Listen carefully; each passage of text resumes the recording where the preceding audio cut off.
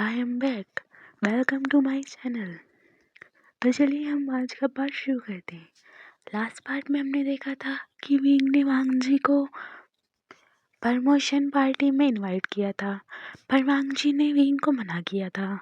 फिर भी विंग ने ज़बरदस्ती से वांग जी को कहा था कि तुम्हें आना ही पड़ेगा।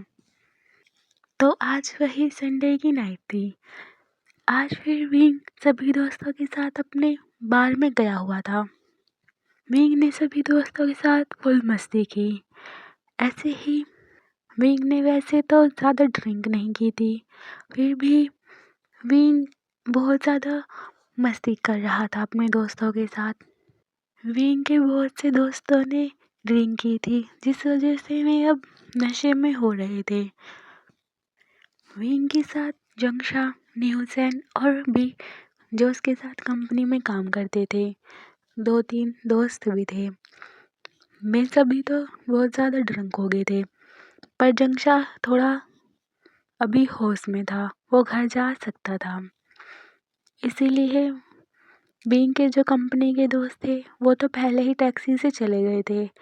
जंगशा, विंग और न्यूसेंस ये तीनों एक ही घर में रहते थे, इसीलिए इन तीनों को साथ में जाना था।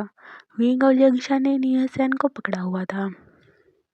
वैसे ही न्यूसेन ड्रंक जल्दी हो जाता है, इसलिए वे दोनों न्यूसेन को गाड़ी में पीछे बिठा देते हैं।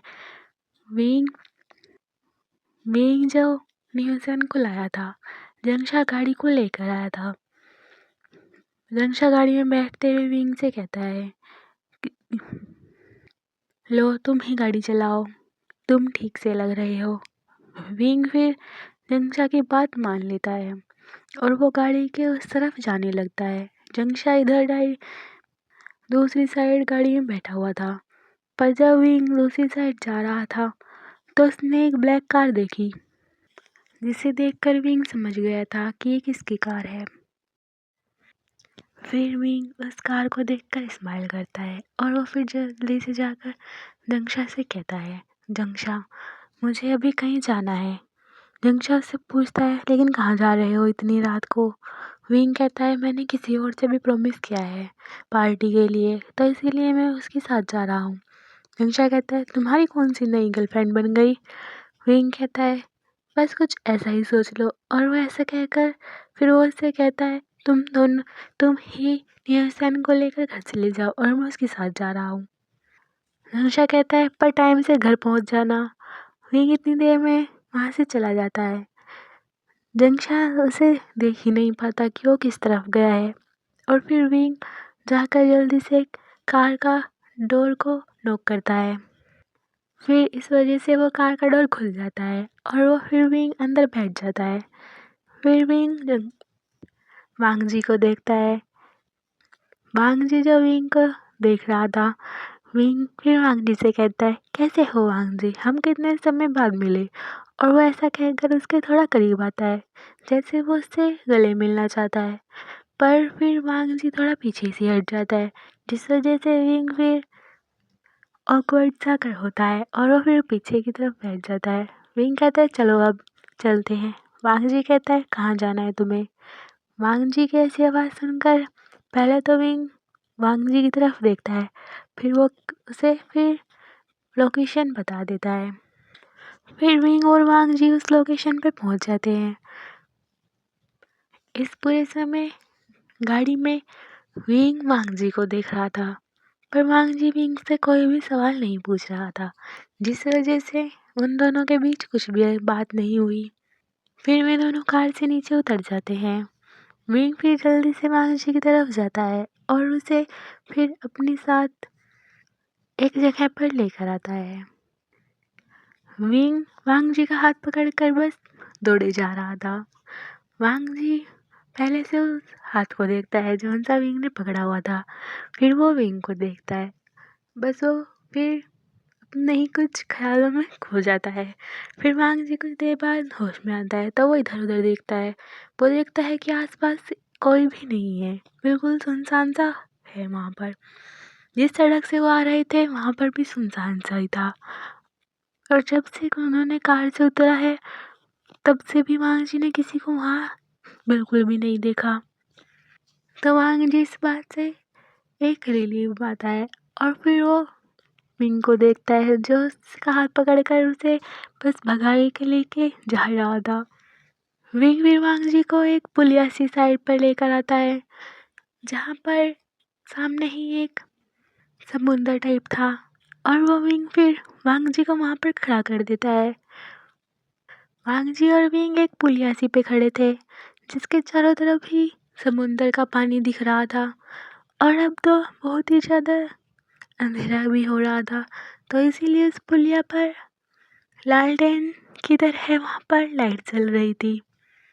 फिर विंग वांग जी का हाथ छोड़कर वहाँ पर खड़े होकर अपनी बाहें फैलाकर एक लंबी सी सांस लेता है और वो फिर वांग जी की तरफ देखता है।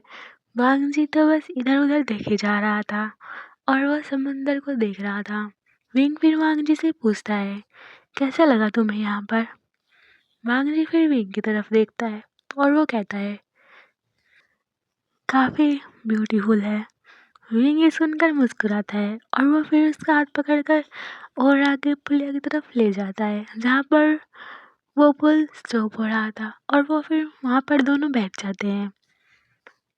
वे दोनों अपने पैरों को नीचे की साइड पानी में डाल लेते हैं। उन दोनों के हल्के हल्के पैर ही पानी में टच हो रहे थे और वे दोनों बस अपने पैरों को ऐसे ही हिलाए जा रहे थे। फिर विंग वांग जी से पूछता है, अच्छा है ना ये सब? कितना अच्छा लग रहा है यहाँ पर? वांग जी कहता है, पर तुमने तो कहा था किसी पार्टी में ले जाने के लिए, तुम तो मुझे ट्रीट देने वाले थे ना। विंग कहते हैं, हाँ तो क्या यहाँ पर नहीं हो सकता कोई ट्रीट? तुम क्या कहते हो? वांग जी कहता है, तुम तो मुझे डिनर पे ले जाने वाले थे पार्टी के तौर पर, मुझे तो यहाँ पर कहीं पर भी डिनर नहीं दिख रहा। विंग फिर अपना मुस्कुराता हुआ चेहरा सा वांग जी को दिखाता है जिसे देखकर वांग जी तो बस उसे देखता रह जाता है और वो फिर विंग अपना मुंह को पलट लेता है और वो फिर वांग जी से कहता है, क्या तुम्हें भूख लगी है? वांग जी कहता है, जब हम यहाँ पे डिनर पे आए हैं तो ऑब्वियसली मुझे भूख ही लगी होगी ना, और देखो कितनी रात भी हो गई है। विंग फिर जो नीचे पानी की तरफ देख रहा था वो कहता है, ठीक है, मैं अभी तुम्हारे लिए डिनर लेकर आता हूँ। विंग फिर ये कहकर उठ जाता है, खड़ा हो जाता है, तो वांग जी फिर उसका हाथ पकड़ लेता है। वांग जी कहता है, तुम इस वक्त और यहाँ इस जगह पे खाना कहाँ से लेकर आओगे? क्या तुम्हारे पास डिनर है? विंग कहता है, एक मिनट रुको, जब मैं तुम्हारी गाड़ी में बैठा था तो मेरे पास कुछ था? वांग जी कहता है, नहीं। फिर विंग कहता है, तो तुम्हें कैसा लगता है कि मेरे पास डिनर होगा और मैं पैक करवा के लेके आऊँगा?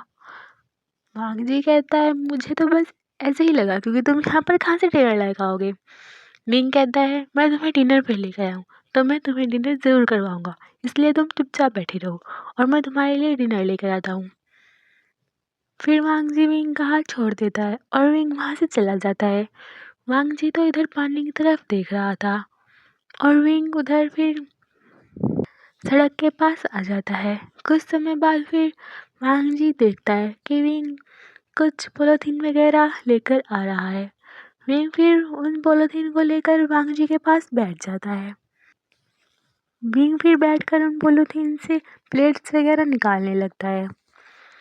वांग जी तो बस विंग को देखे जा रहा था। विंग प्लेट्स वगैरह निकाल कर वहीं पर अपने पास रख देता है। एक साइड वांग जी बैठा था और एक साइड विंग बैठा था और बीच में विंग ने फिर प्लेट्स वगैरह लगा दी थी। उसमें डिनर भी सर्व कर दिया था और एक कैंडल भी जला दी थी। वांग जी पूछता है, वाह, तुम इतना ज़्यादा सामान कहाँ से लाए इस वक्त? विंग कहता है, मैंने कहा था ना कि मैं तुम्हें डिनर कराऊंगा, तो इसीलिए एक बेहतरीन सी जगह ढूंढकर एक बढ़िया सा डिनर तुम्हारे लिए। विंग ऐसे कहकर मुस्कुराता है। वांग जी कहता है, शुक्रिया। विंग कहता है, वाह, तुम्हें शुक्रिया भी करना आता है। और ऐसे ही फिर मस्ती मजाक में डिनर करते हैं। कुछ समय बाद फिर उन दोनों का डिनर ख़त्म हो जाता है। ये ख़त्म करने के बाद विंग ने वापस से सभी प्लेट्स वगैरह उन्हीं पॉलीथीन में पैक कर दी थी और उनको साइड कर दिया था। विंग और वांग जी फिर दोबारा से क्लोज होकर बैठ जाते हैं और वो ऐसे ही पानी में अपने पैर डालने लगते हैं। विंग और वांग जी अभी भी कुछ बातें करते हुए मुस्कुरा रहे थे। वांग जी पूछता है, ठीक है अब तो बता दो कि तुम ये डिनर कहाँ से लेकर आए। विंग कहता है, क्या तुम्हें समझ में नहीं आया। वांग जी कहता है, बता भी दो। विंग भी मुस्कुराते हुए कहता है, मैंने ऑर्डर किया था जो कि डिलीवरी हो गया यहाँ पर और मैं बस उसे ही लेने गया था अभी। वांग जी कहता है, वाह सच में ये तो मैंने कभी भी नहीं सोचा कि ऐसा भी कुछ हो सकता है। विंग फिर वांग जी को देखकर मुस्कुराता है और वे ऐसे ही फिर बातें करते हैं। विंग फिर वांग जी की तरफ देखकर कहता है, वांग जी क्या तुम अपने बारे में मुझे कुछ और नहीं बताओगे। वांग जी विंग की तरफ देखकर थोड़ी सैड सी स्माइल देकर कहता है, तुम और मेरे बारे में क्या जानना चाहते हो। सबको तो पता है मेरे बारे में, ऑफकोर्स मैं इतना पॉपुलर जी हूँ। वांग जी ये कहकर विंग की तरफ देखकर स्माइल करता है। विंग भी वांग जी की तरफ देखकर थोड़ी सैड सी स्माइल करता है और वो फिर विंग वांग जी से दोबारा पूछता है, अच्छा बताओ क्या तुम्हारा कोई सीक्रेट है। वांग जी ये सुनकर विंग की तरफ बहुत ही ध्यान से देखने लगता है। विंग कहता है, तुम्हारा अगर कोई सीक्रेट है क्या तुम मुझे शेयर करोगे। वांग जी विंग की तरफ बस ध्यान से देखे जा रहा था। फिर कुछ समय बाद वांग जी अपनी नज़र विंग से हटा लेता है। फिर दोबारा से विंग कहता है, क्या तुम नहीं बताओगे मुझे अपना कोई सीक्रेट। फिर वांग जी विंग की तरफ देखता है और फिर वांग जी पूछता है, अच्छा तुम बताओ अपने बारे में कुछ जो मुझे ना पता हो। विंग फिर वांग जी से कहता है, तुम क्या जानना चाहते हो मेरे बारे में। तुम्हें बताया तो था कि मैं एक ऑफिस में बड़ा हुआ हूँ, बस ऑर्फनेज ही मेरा एक घर है और मेरे कुछ दोस्त हैं। और क्या जानना चाहोगे तुम मेरे बारे में। वांग जी विंग की तरफ देख कर कहता है, अपना कोई सीक्रेट बताओ। विंग कहता है, अब तुम चीटिंग कर रहे हो वांग जी, मैंने पहले पूछा था, क्या तुम पहले नहीं बताओगे। वांग जी कहता है, मेरा कुछ डार्क सीक्रेट है, पहले तुम बताओ फिर मैं बताऊंगा। विंग वांग जी की तरफ देखता है, फिर वो दोबारा से अपनी नज़र पानी की तरफ कर लेता है और वो फिर बताना शुरू करता है।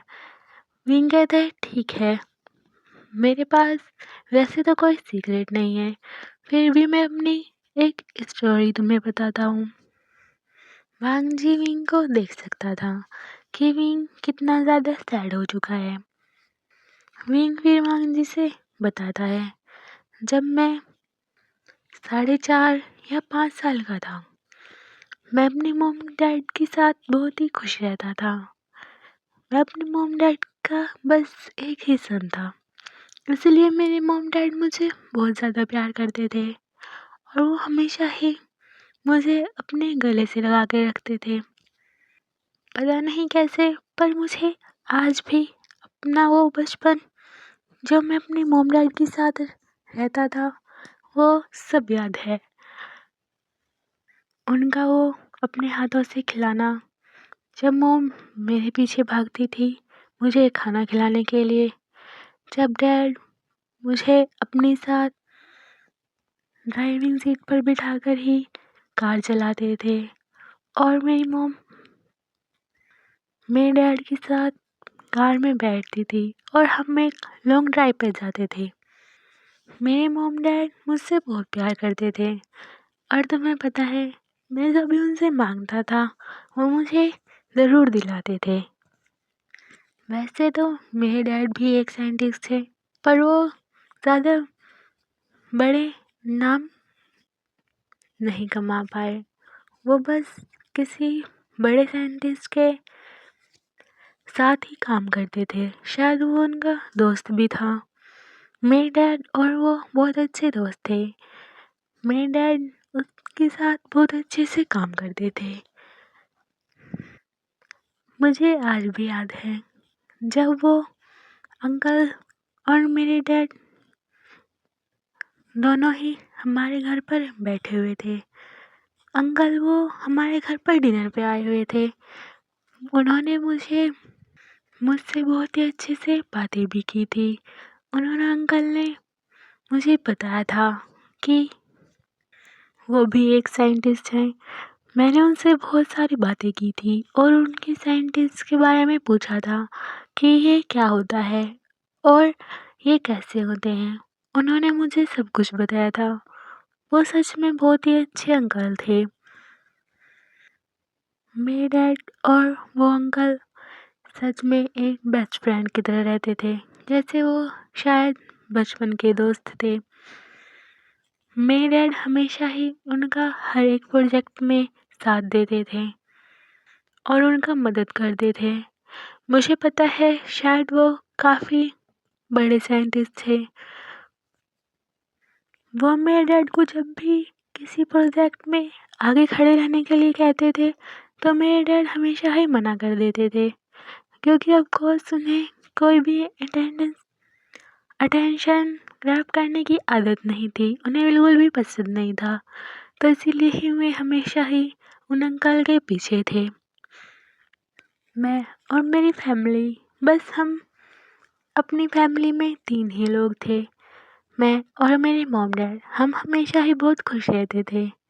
मेरे डैड हमेशा ही मेरी मॉम को और मुझे हैप्पी रखने की पूरी कोशिश करते थे, चाहे वो कि अपने काम में कितने भी बिजी हो। और मेरी मॉम भी मुझे हमेशा ही बहुत ज़्यादा प्यार करती थी। ये सब बताते हुए विंग की आंखें तो बिल्कुल रेड हो चुकी थी। विंग फिर लास्ट में कहता है, मैं आज भी इस बात से बहुत ही नाराज़ हूँ। वैसे तो 3 या 4 साल के बच्चे को कुछ भी नहीं याद रहता, पर मुझे वो सब कुछ याद है जो मैं याद नहीं रखना चाहता। और शायद वो उस दिन की रात भी याद है जो मुझे हर रोज़ नाइटमेयर लाने में मजबूर कर देती है। मैं आज तक उसे नाइट को बिल्कुल भी नहीं भुला पाया हूँ। और वो ऐसे कहकर अपने आंखें नीचे कर लेता है और उसकी आंखों से पानी भी आने लगता है। फिर वांग जी ये देखकर विंग का फेस अपने हाथों से पकड़ लेता है और उसके फिर आंसुओं को साफ करता है। और वो फिर उसकी आंखों में देखकर कहता है, तुम डरो नहीं, मैं हूं ना तुम्हारे साथ। विंग ये सुनकर वांग जी की आंखों में देखने लगता है। वांग जी दोबारा से विंग की आंखों को साफ करता है और वो फिर उसे टाइटली से हग कर लेता है। कुछ देर में दोनों ऐसे ही रहते हैं। फिर विंग हल्के से अपना सर वांग जी की चेस्ट से हटाता है और वो फिर सही होकर दोनों बैठ जाते हैं। विंग फिर अपने आंखें वगैरह साफ करता है और वो फिर वांग जी की तरफ देखकर कहता है, अच्छा बताओ अब तुम्हारा सीक्रेट क्या है। वांग जी फिर विंग की तरफ देखकर कहता है, मेरा सच में कोई सीक्रेट शायद नहीं है। विंग कहता है, या फिर तुम मुझे बताना नहीं चाहते। मेरा तो तुमने पूछ लिया है, अब तुम्हें भी बताना पड़ेगा। वांग जी कहता है, मुझे नहीं लगता तुम्हारा ये कोई सीक्रेट था। विंग कहता है, हाँ सच में था, क्योंकि ये मैंने किसी से भी आज तक शेयर नहीं की ये बात। वांग जी कहता है, मुझे नहीं लगता कि तुम्हारा ये सच में कोई सीक्रेट था। विंग फिर वांग जी का गोल कर देता है और वो कहता है, तुम्हें अब बताना ही पड़ेगा अपना सीक्रेट। वांग जी फिर विंग से कहता है, मेरा सीक्रेट ठीक है मैं बताता हूँ। विंग ये सुनकर खुश हो जाता है और वो फिर वांग जी की तरफ मुस्कुरा कर देखने लगता है। मैं करीबन 10 साल का था। मेरे ब्रदर मुझसे काफ़ी बड़े थे, मुझसे शायद 3 या 4 साल बड़े। मैं अपने मॉम डैड के साथ दूसरी कंट्री में रहता था और मेरे ब्रदर मेरे अंकल के साथ रहते थे। वो यहीं पर अंकल के साथ ही स्टडी कर रहे थे, अंकल के साथ रहकर। मैं अपने ब्रदर को बहुत ही ज़्यादा मिस करता था। और सच बताऊं तो मैं अपने अंकल को बिल्कुल भी पसंद नहीं करता था, क्योंकि मेरे ब्रदर मेरे अंकल के पास रहते थे और मैं अपने ब्रदर से बहुत ही ज़्यादा प्यार करता था और उन्हें बस बहुत ज़्यादा मिस करता था। शायद वही थे जिनसे मैं हर चीज़ शेयर करना चाहता था और उनसे बातें करना चाहता था, और पर वो तो अंकल के साथ रहते थे। मैं हर शाम उनसे फ़ोन पर बातें करता रहता। एक दिन मेरे फादर अपनी लैब से वापस आए और वो जल्दी से अपने रूम की लैब में चले गए।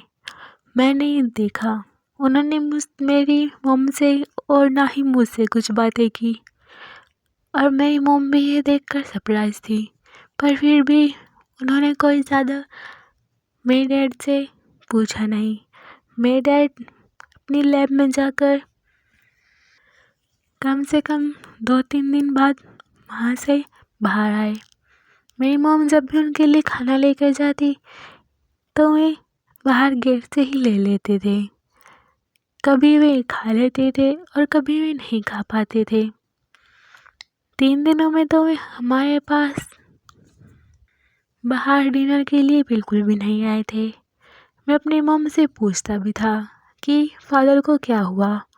मेरी मॉम कहती थी कि वो थोड़ा कुछ किसी प्रोजेक्ट पर काम कर रहे हैं जो बस ऑलमोस्ट कंप्लीट होने वाला है, जिस वजह से वो घर पर ही काम कर रहे हैं।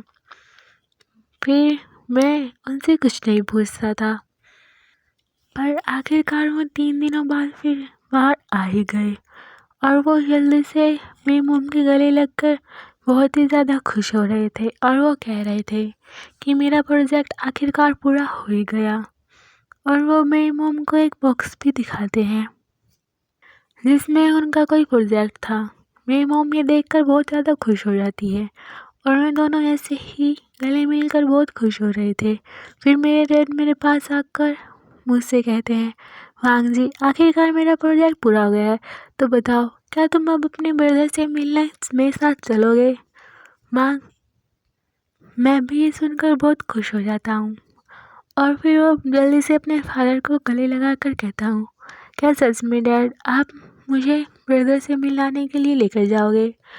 फादर कहते हाँ, क्योंकि मुझे वहीं पर अपना प्रोजेक्ट लेकर जाना है अपने किसी दोस्त के पास जो वहीं पर रहता है और वही कुछ काम इसमें करेगा, उसी का इसमें कुछ काम रह गया है, तो हम कल ही यहाँ से निकलेंगे और अपने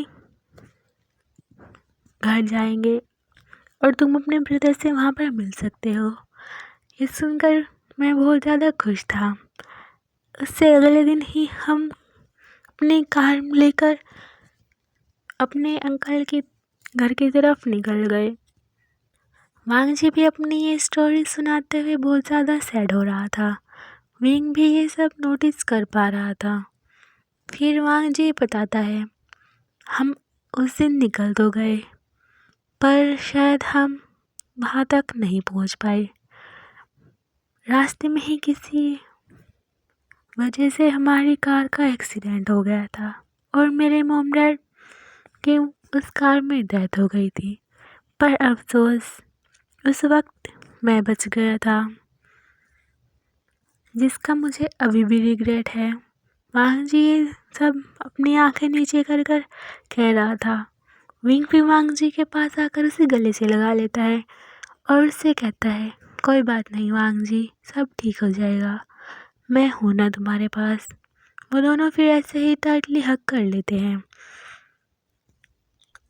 तो चलिए दोस्तों, हम आगे की स्टोरी नेक्स्ट पार्ट में सुनते हैं।